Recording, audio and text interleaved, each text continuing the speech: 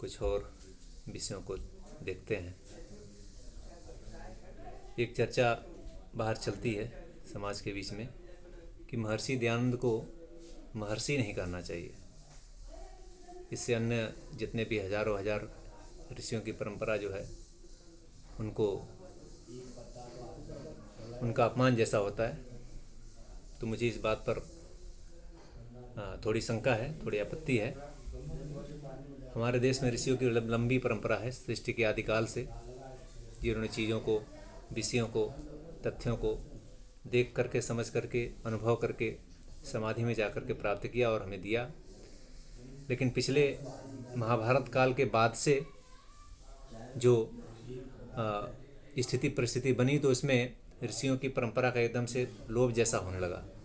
तो ऐसे क्रम में जब महर्षि दयानंद का आगमन होता है धराधाम पर 1824 में पैदा होकर के, तो उन्होंने जो किया, जो पुरुषार्थ किया, जो उनको कष्ट झेलने पड़े इस समाज के बीच में, इतिहास में ऐसा कोई व्यक्ति नहीं है जिसको 17 बार जहर दिया गया हो। तो वो जहर पीते रहे, मुस्कुराते रहे, सभी को बंधन से छुड़ाने का प्रक्रम करते रहे और अंत में वो कर गए जो आज तक के सारे ऋषियों के लिए को नमन करने के लिए हमें उनकी तरफ मुड़ता है। आज तक कोई ऐसा उदाहरण नहीं किसी ऋषि को जहर दिया गया हो। एकमात्र उदाहरण महर्षि दयानंद का है जब उनको एक बार नहीं 17 बार जहर दिया गया। क्यों दिया गया, किसने दिया, किस कारण से दिया, ये सब आज विचारणीय है। जब उनकी 200वीं जयंती को हम सभी स्मरणोत्सव के रूप में मनाने जा रहे हैं तो उनको महर्षि कहना चाहिए। इसलिए कहना चाहिए कि उन्होंने सारी ऋषि परंपरा को हमारे सामने लाकर प्रस्तुत कर दिया। सारे ऋषि गणों को उन्हें अपनी तरफ से कोई बात नहीं कही। उन्होंने यही बात कहा कि वो जो कुछ भी मत दे रहे हैं वो हमारे ऋषियों की परंपरा है, ब्रह्मा से लेकर जैमिनी मुनि पर्यंत, और उसके आदिम ऋषि जो हमारे दिव्य ऋषि थे, अग्नि, वायु, आदि, तंगिरा, तो उन लोगों की बातों को उन्होंने सामने रखा। और इस बात को रखने में जो उन्होंने बार बार विस्पान किया, इसलिए उन्हें महर्षि की उपाधि दी गई है। तो बिल्कुल सही है मेरे विचार से, उन्हें महर्षि ही कहना चाहिए। सारे ऋषिगण हैं लेकिन महर्षि दयानंद महर्षि ही हैं। बहुत थोड़ा सा अंतर है क्योंकि उनमें सिरमौर हो जाते हैं। इसलिए मेरा ऐसा मानना है, आप स्वतंत्र हैं, आप क्या मानते हैं। आइए महर्षि के गुणगान में कुछ लाइनें सुनते हैं। दयानंद के गीत गौरव गुणों को हमी जो न गाए, कहो कौन गाए। दयानंद के गीत लिए विश्व कल्याण की कामनाएं,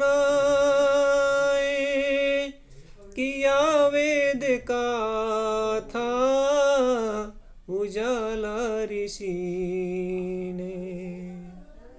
इसी के लिए वंदना के स्वरों को, इसी के लिए वंदना के स्वरों को हमी जो न गाए, कहो कौन गाए।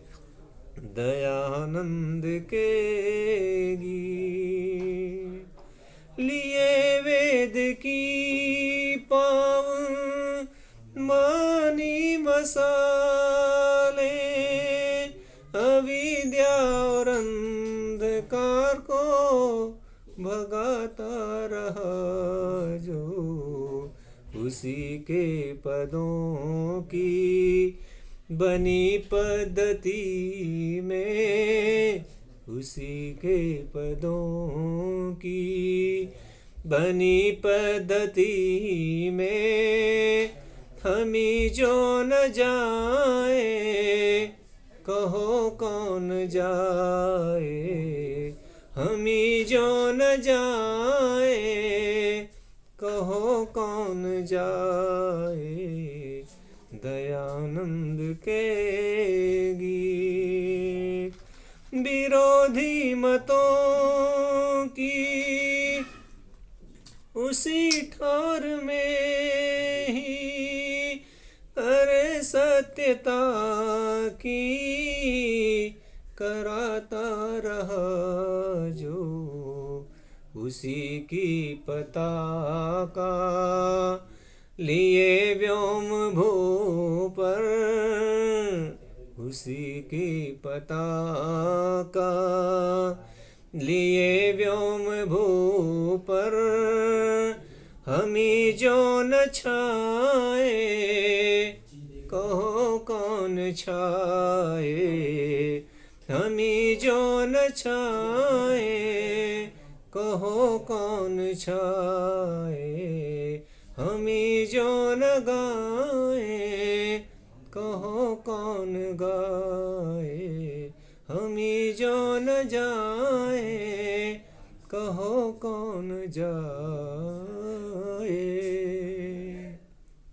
तो कहते हैं कि ऋषराज तेज तेरा चहुमोर छा रहा है, तेरे बताए पथ पर संसार आ रहा है।